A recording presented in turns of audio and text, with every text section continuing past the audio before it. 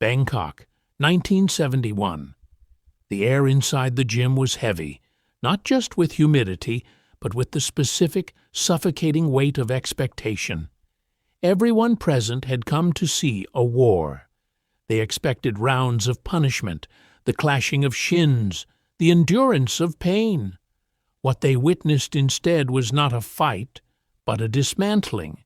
In less time than it takes to bandage a hand, the local champion, a man who had built a kingdom on his ability to absorb violence, was not just defeated, he was rendered obsolete. There was no cheering. There was only the sound of a man trying to understand how the distance between him and his opponent, which had seemed so small a moment ago, was now a chasm he could never cross. It wasn't that he lost, it was that he realized he had never even been in the fight. To understand the fight, one must first understand the heat. It was 1971. Pak Chong, a district in the northeast of Thailand. This was not the manicured, air-conditioned world of modern cinema. This was the set of The Big Boss.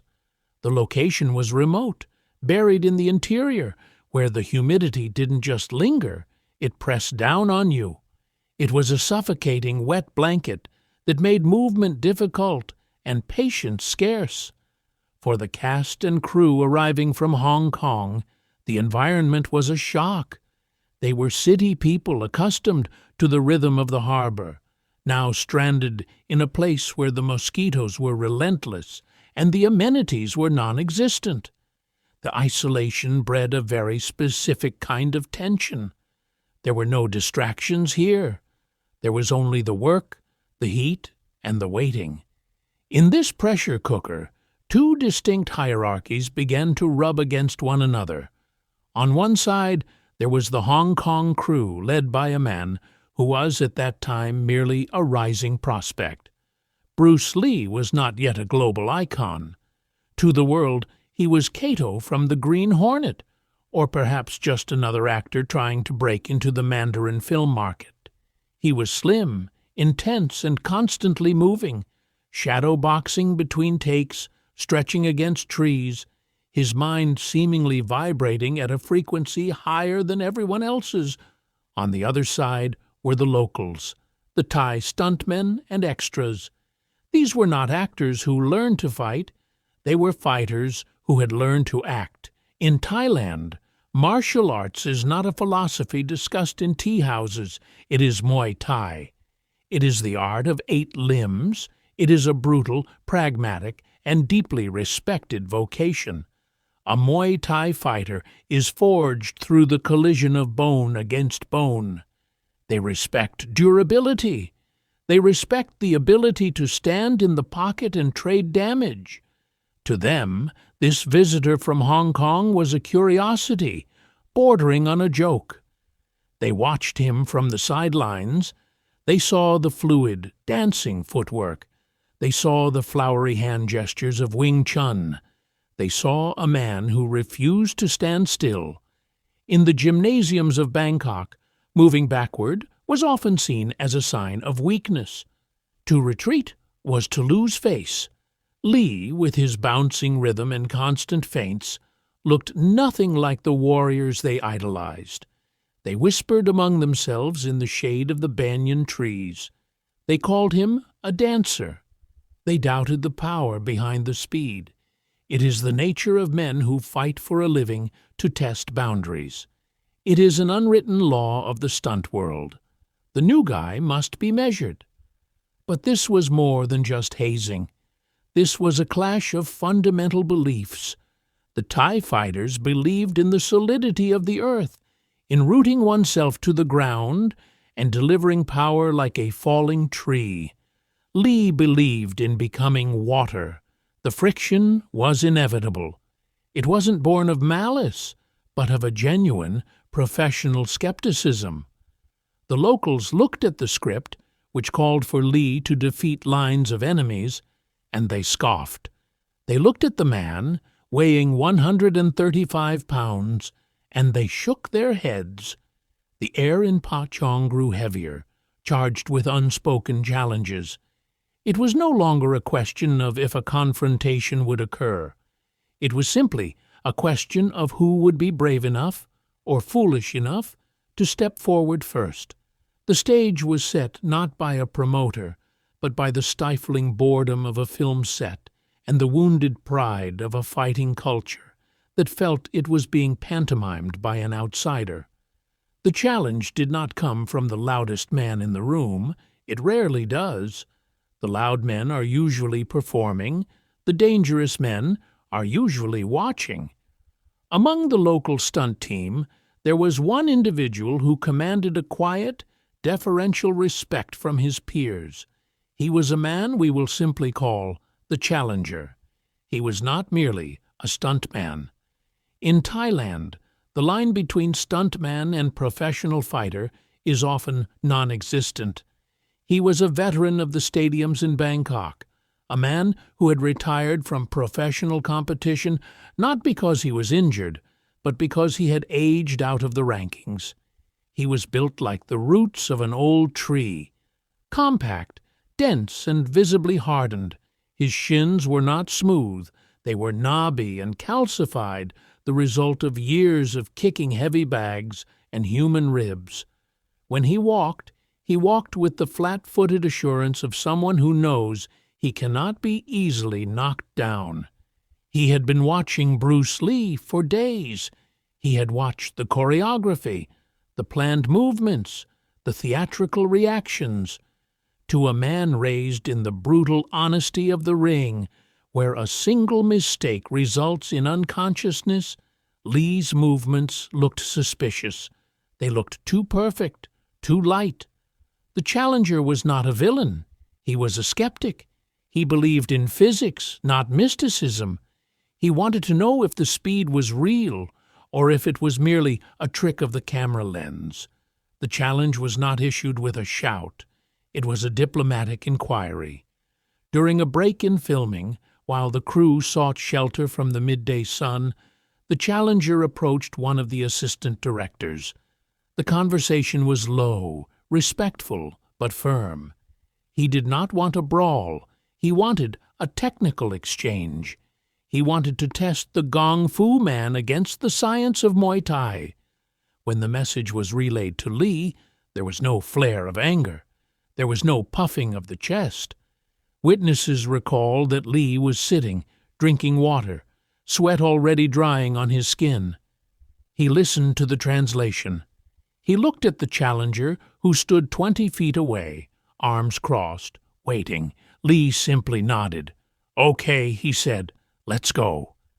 The contrast in what happened next defined the philosophical gap between the two men. The challenger began a ritual of preparation. It was a process ingrained in him since childhood. He called for his hand wraps. He sat on a bench and methodically bound his knuckles and wrists, pulling the cloth tight, creating a cast for his weapons. He applied the liniment oil, Naman Muay, and the sharp, stinging scent of methyl salicylate and wintergreen instantly cut through the humid air. It is the smell of a Thai boxing gym. It is the smell of impending violence. He began to warm up. He shadowed boxed, his breath hissing in sharp exhalations with every strike. Shh! Shh! He drove his knees into the empty air. He kicked a nearby support beam, the wood thudding dully under the impact of his shin. He was priming his engine, working himself into the specific state of aggression required to trade blows. He was making himself heavy, dangerous, and ready to absorb pain.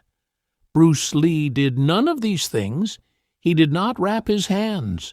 He did not take off his shirt. He did not ask for oil. He stood up, shook his limbs out loosely, and rotated his neck once. That was it. To the Thai crew, this looked like arrogance. To prepare for a fight is to respect the fight. To stand there, hands at your sides, looking as casual as if you were waiting for a bus, was an insult to the danger of the moment. They muttered that the Hong Kong actor was underestimating what was about to happen. They believed Lee did not understand that a shin kick to the thigh could render a man unable to walk in a single second. But Lee wasn't being arrogant. He was demonstrating a principle he had been refining in private journals for years. If a fight happens in the street, you do not have time to wrap your hands. You do not have time to oil your muscles. You must be ready now. The challenger looked like a soldier putting on armor. Lee looked like a man who simply existed in a state of readiness. The visual dissonance was striking. On one side, the weight of tradition and ritual. On the other, the terrifying simplicity of the void. The crew began to form a circle. The cameras were off, but every eye was recording. They did not fight in the ring. There was no ring. By mutual unspoken agreement, the group moved away from the main filming area.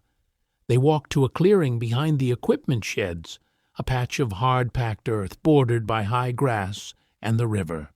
It was a place where the noise of the production faded, leaving only the sound of wind moving through the palm fronds and the low murmur of the gathered men.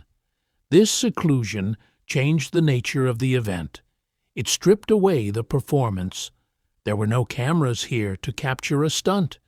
There were no directors to call cut if a punch landed too hard.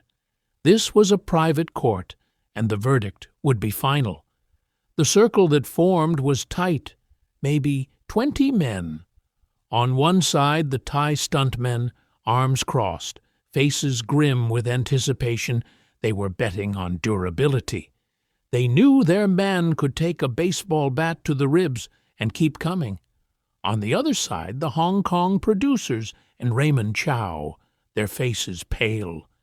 They understood the financial disaster that would occur if their leading man was injured. They were nervous. They had seen Lee hit pads, but they had never seen him fight a man who did this for a living. The two fighters stepped into the center of the dust. The contrast in their postures was the first psychological blow. The challenger adopted the classic Muay Thai stance. It is a posture of beautiful, terrifying efficiency. Shoulders square to the opponent, hands held high, framing the face. Shin turned slightly out, ready to check a kick. Weight resting on the back leg, light on the front, creating a rhythmic marching cadence. Tap, tap, tap. He was a tank, designed to move forward, absorb fire, and crush whatever stood in his path. He looked solid. He looked like he occupied space. Bruce Lee did not look like he occupied space. He looked like he was haunting it. He stood with his right side forward, the southpaw stance, though for him it was the strong side lead. His feet were not marching. They were bouncing, a pendulum rhythm that was erratic and impossible to predict. His stance was bladed, his body turned almost completely sideways, presenting a target no wider than a bamboo stalk. His hands were not high in a shell. They were lower, loose, drifting like smoke. To the challenger, this stance was confusing. In Muay Thai, if you drop your hands, you get kicked in the head. If you turn sideways, you lose your power.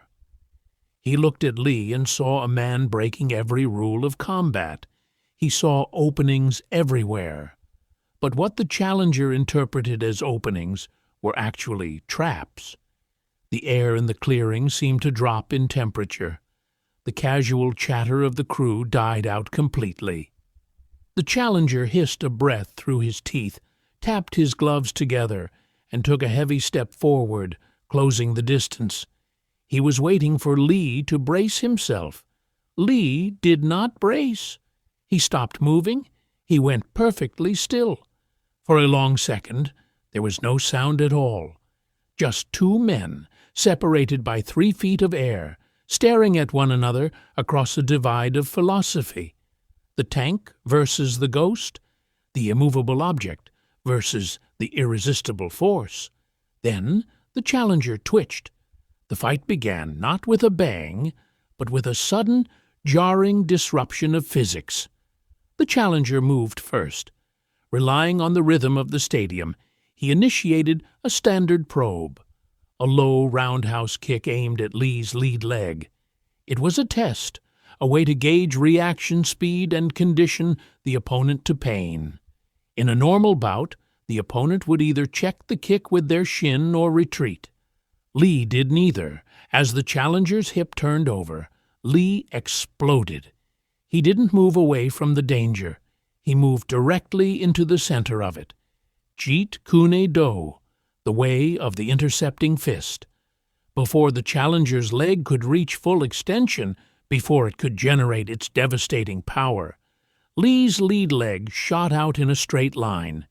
His heel connected with the challenger's thigh, just above the knee. It was a stop hit, a collision that used the challenger's own forward momentum against him. The result was immediate. The challenger's attack collapsed. His structure broke. He stumbled backward. The wind knocked out of his confidence more than his body. He looked up, eyes wide. He hadn't seen the kick coming. There had been no wind-up, no telegraph, just a sudden, sharp pain where his stability used to be. He reset. He was a professional. He could eat pain. He shook his leg out and moved forward again, this time more aggressively. He decided to close the distance, to smother Lee's speed with a clinch, where he could use his knees and elbows, the weapons of infighting. He lunged, arms reaching out to snare Lee's neck. This was the moment the witnesses would talk about for years. They expected Lee to be overwhelmed by the strength of the heavier man. Instead, they watched a masterclass in distance management. Lee did not wrestle. As the challenger reached out, Lee was simply no longer there. He pivoted, sliding to the blind side, and a back fist snapped out like a whip, tagging the challenger's ear. It wasn't a knockout blow, it was a message. "I can touch you. You cannot touch me," the challenger roared, frustrated now. He began to swing wild, heavy hooks, trying to catch the ghost. But Lee was operating on a different time signature. He was fighting in a broken rhythm. He would be still, then strike, then be gone. Lee trapped the challenger's leading hand, pinning it momentarily against his chest. Lin Sil Didar, simultaneous defense and attack.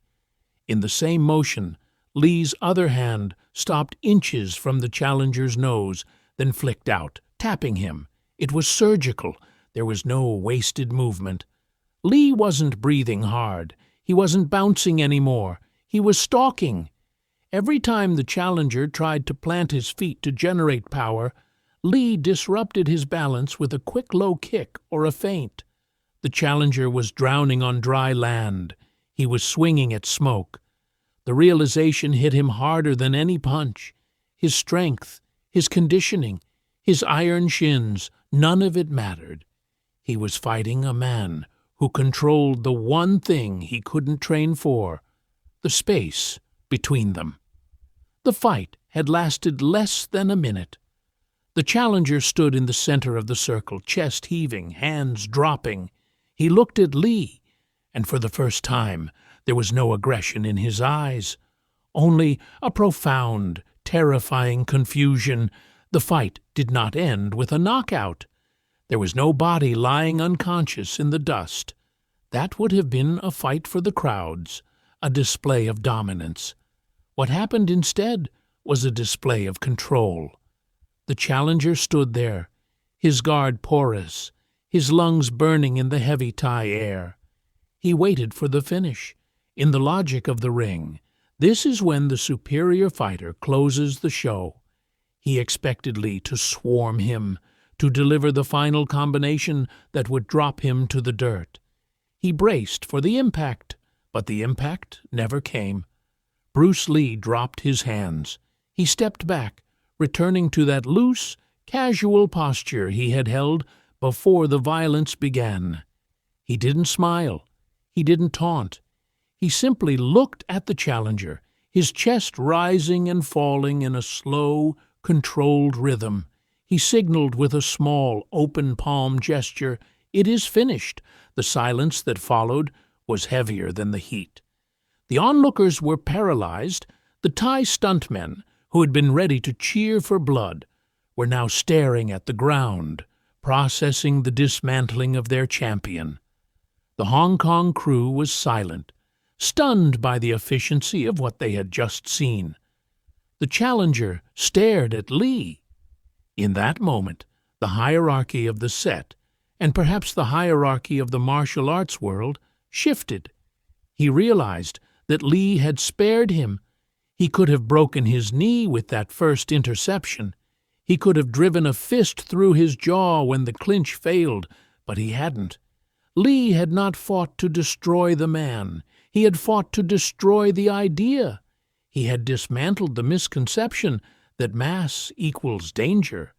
Slowly, the tension left the challenger's shoulders. The adrenaline faded, replaced by a wash of humility that is only found at the bottom of a defeat. He brought his hands together in a traditional Y, bowing his head low. It was not a bow of submission to a master, but of respect to a superior truth. Lee returned the bow, a quick, sharp nod. No speeches about being water, no lectures on style. The lesson had been physical. "Good power," Lee said quietly, breaking the silence. "But telegraph. You tell me before you come." He turned and walked back toward the set, picking up his water bottle as if he had just finished a light rehearsal. The challenger remained in the clearing for a long time after Lee left. He looked at his own hands, then at the dust where his feet had been rooted. He had walked into that circle, a fighter. He walked out a student. The brutality of his style had been answered not with more brutality, but with an intelligence he had never encountered before. The aggression in the gym evaporated instantly. From that day forward, when Bruce Lee spoke on set, the Thai crew did not look at the ground. They looked at him. The film crew eventually packed their crates. The cameras were disassembled, the cables coiled, and the circus of cinema moved on to the next location. The Big Boss was released, breaking box office records across Asia, turning Bruce Lee into the dragon the world would soon worship. But in the gymnasiums of Bangkok, a different kind of record was being kept. The story of the fight in Pak Chong did not make the headlines. It was not broadcast on the radio. It traveled through a much slower, more permanent medium, the whisper network of professional fighters. It became a piece of oral history, passed down from older trainers to younger prospects in the humid, liniment-soaked locker rooms of Lumpini and Rajadamnern stadiums. The challenger, the man who had stood opposite Lee, did not vanish into obscurity. He did not quit fighting. In fact, witnesses say he became a better one. Years later, long after Lee had passed, observers noted a change in the way this man taught his students. He was a traditional Muay Thai coach, yes. He still taught the crushing roundhouse kick and the stone wall block. But he also began to teach something else. He taught rhythm. He taught the importance of the intercept. He taught his fighters that being solid was not enough. They had to be elusive. There is a story of a young Western kickboxer visiting a gym in Thailand in the late 1980s. He asked the old trainer, the man who had challenged Lee, if the rumors were true.